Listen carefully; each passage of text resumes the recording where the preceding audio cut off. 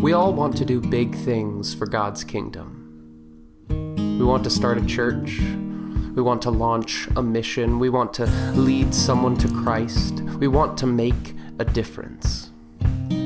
We want to do these things, but most of us don't actually believe it's possible. Most of us doubt that we could ever do anything for God, much less big things. I'm too young. I'm too weak. I'm too little. I'm just one person. Most of us severely underestimate the power that little things have to make a big difference.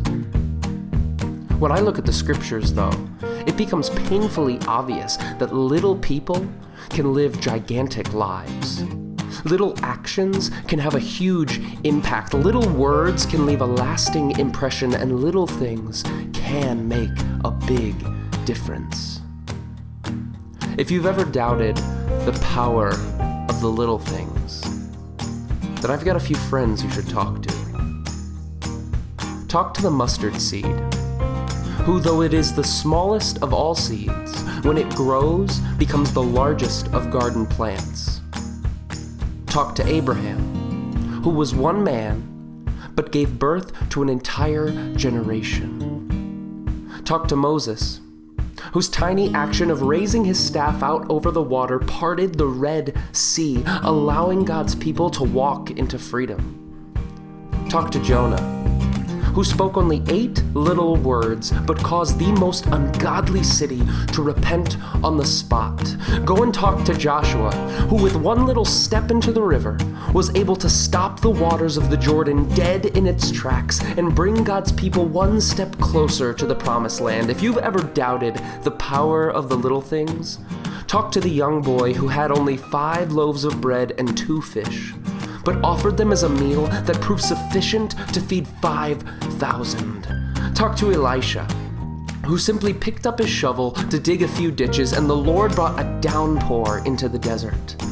Talk to Elijah, who discovered that the Lord is not in the powerful wind. The Lord was not in the earthquake. The Lord was not in the fire. He was in the little, gentle, soft, quiet whisper. If you've ever doubted the power of the little things, talk to God, who, when he wanted to change the world and redeem the sin of all mankind, sent a tiny human baby to get the job done. God chose the foolish things of the world to shame the wise. God chose the weak things of the world to shame the strong, and I believe that God chooses the little things of the world to make a big difference in the kingdom. Never doubt the big things that God can do through the little things we offer to him.